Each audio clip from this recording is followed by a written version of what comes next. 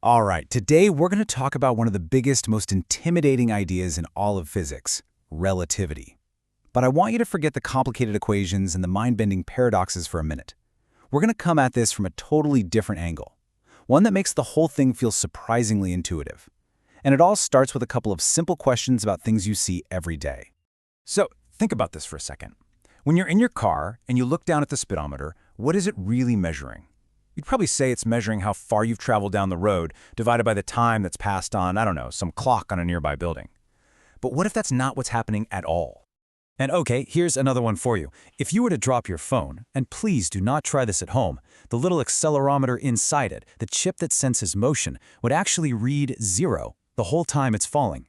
It's as if, for your phone, gravity just completely vanished. So how can it be plummeting towards the Earth but feel absolutely no force? Now, these aren't just quirky little factoids. They're real puzzles from our everyday world, and they're actually clues that point us toward a much deeper, much cooler way of understanding the universe. So let's solve them. Okay, so back to your car. The secret is that your speedometer is dividing the distance your wheels have turned by the time that has passed on your car's clock, the one inside your dashboard. It's not communicating with some clock on the side of the road. And that distinction between the traveler's own clock and some outside observer's clock, that right there is the key that starts to unlock all of this. And the phone? The reason it feels nothing while it's falling is because gravity is what we call a geometric force. See, unlike me pushing on your shoulder, which you can feel, gravity pulls on every single atom in your phone all at once, perfectly evenly. Your phone's accelerometer can't detect a force that's pulling on the whole thing uniformly. It can only feel forces that try to squish it or stretch it, like the floor when it hits. So, you see what just happened? To solve both of those puzzles, all we had to do was make a tiny little shift in our perspective. Instead of thinking like someone standing on the sidelines, just watching things happen, we had to start thinking from the point of view of the traveler, the thing that's actually moving. The best way to picture this new approach is to think of it as a one-map, two-clock system. So, first, you have the map observer. This is the classic physics perspective, someone looking at a big map of space-time with a grid of perfectly synchronized clocks. They measure what we'll call map time, which we'll label t. But then you have the traveler. This is the object that's actually moving. The traveler doesn't care about the big grid of clocks. They only care about their own clock, the one on their wrist. We'll call their time traveler time, or tau. And once you make this distinction, you get a new way to talk about speed, based not on map time, but on the traveler's own time. And this one simple shift, from thinking in map time to thinking in traveler time, it gives us a whole new rulebook for how physics works. And you are going to be shocked when you see how simple and powerful its most important rule really is. In fact, the foundation for this whole new way of thinking is based on something pretty much every single one of us learned back in middle school math. It's a concept you already know, just applied in a totally new, mind-blowing way. And this is it. It's called the metric equation, but just look at it. It looks an awful lot like Pythagoras' theorem, right?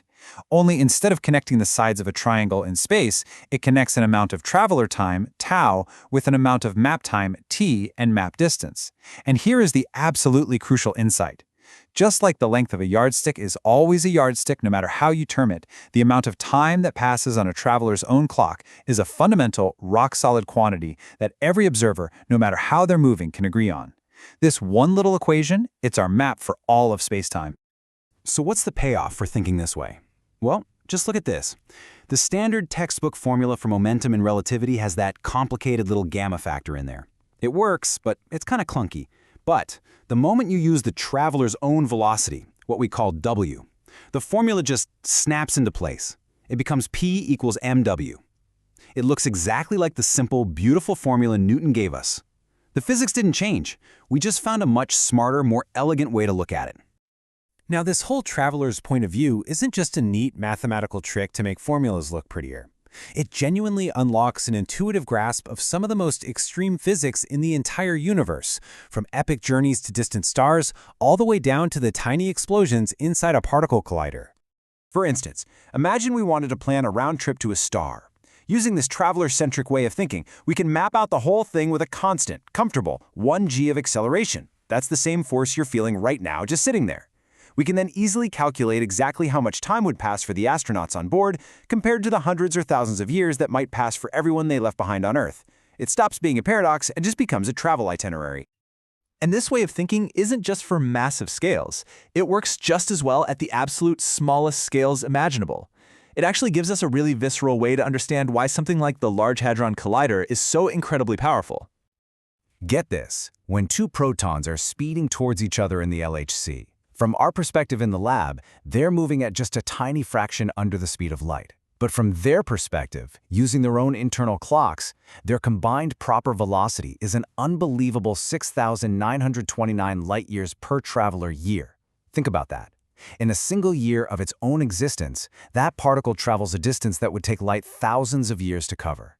That's the insane amount of energy that gets unleashed when they finally collide. And if you're still thinking this is all just for sci-fi spaceships and giant atom smashers, think again. The GPS in the phone in your pocket would be wrong by several miles every single day if its computers didn't account for these exact principles. The clocks on the GPS satellites tick at a different rate from ours, partly because they're moving so fast and partly because they're farther away from Earth's gravity. This isn't abstract theory. This is real-world, everyday technology. So you see, just by making that one simple distinction between the MAPS clock and the traveler's clock, we've built a whole new framework. And it's not just a new way to solve physics problems. It's a fundamentally new way to think about the nature of space, time, and reality itself. So what are the big takeaways here? If you want to think space-time smart, here are 3 little rules to remember. 1, always be clear about whose clock you're using, the MAPS or the traveler's. 2, try to stick to just one map frame. It keeps the math simple and helps you dodge all those confusing paradoxes about shrinking rulers and whatnot. And 3, remember that time and space can be traded for each other. You can sacrifice motion through time to get more motion through space, but that combined space-time interval, the thing from our new Pythagoras' theorem, that always stays the same. And that leaves us with one last, really big thought to chew on. If every single clock on every moving thing in the universe is ticking at its own unique rate, what does that even mean for the idea of a single, universal now? This traveler's view of relativity, it doesn't just give us answers. It gives us much deeper, much more fascinating questions to ask about the very fabric of our reality.